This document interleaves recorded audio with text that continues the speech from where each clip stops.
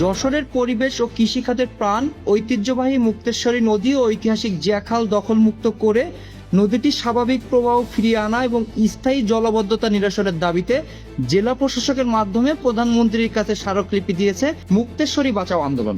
আন্দোলনকারীদের অভিযোগ CS record অমান্য করে ভুয়া কাগজপত্রের মাধ্যমে নদীর শ্রেণী পরিবর্তন করে চলছে জমি আত্মসাৎ ও স্থাপনা নির্মাণের উৎসব। শহীদ রাষ্ট্রপতি জিয়াউর রহমানের উদ্যোগে খনন করা ঐতিহাসিক জিয়া খালটিও এখন প্রভাবশালীদের পকেটে।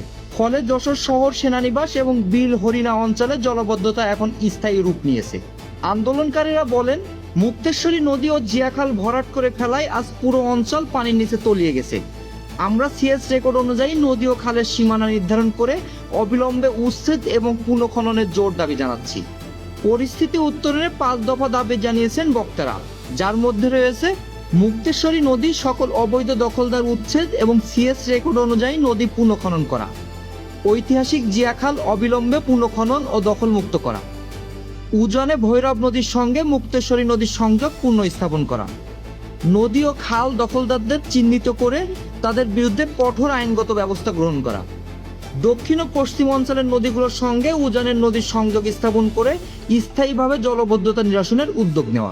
আমাদের অবস্থা আগেও যেমন ছিল এখন উদ্দেশ্য যে অবৈধ স্থাপনা সরাতে হবে, নদী খুলে দিতে হবে, খাল বিল উন্নত করতে হবে, এইটা আমরা সেই দিকে আছি। আপনাদের এটা অবশ্যই ভালো উদ্যোগ, আমি এটা পাঠিয়ে দেবো সরকারের কাছে। আমি সেটাই চাই, আমরা সেটা জোর করে একটা প্রজেক্ট দিতে পারছি। সেই প্রজেক্টের কাজটা টেন্ডার হয়ে গেছে, আগামী সপ্তাহে খনন শুরু হবে। মানে এই শহরের জলাবদ্ধতা মোটামুটি 90% সমাধান করে দিয়েছি। এটা হয়তো বা আগামী সপ্তাহে আমরা কাজ শুরু করবো। এটা আমাদের মাননীয় প্রতিমন্ত্রী জানেন, উনি যাওয়ার আগে বিদেশে যাওয়ার আগে বলে গেছে আপনারা কাজ শুরু করতে পারেন, আমি কাজ শুরু করবো। এইটা মুক্তেশ্বরের একটা অংশ দিতে পারে, এই খনন শুরু হবে এখান থেকে। আপনার এখন যেটা হয়েছে জানেন যে ব্রিজ তো আনপ্লান ছিল, কিছু আনপ্লান ব্রিজের কারণে ব্রিজ আপনার বেড উঁচু হয়ে গেছে, নদীর বেড নিচু হয়ে গেছে, মানে ন্যারো হয়ে গেছে। এইটা আমরা একটা লং টার্ম চিন্তা করতেছি। আপাতত শর্ট টার্ম হিসেবে আমরা ওই খননের প্রজেক্ট পেয়ে গেছি। এইটার জন্য মূল ভূমিকা রাখছে কিন্তু মাননীয় প্রধানমন্ত্রী যশোর স্থাপন।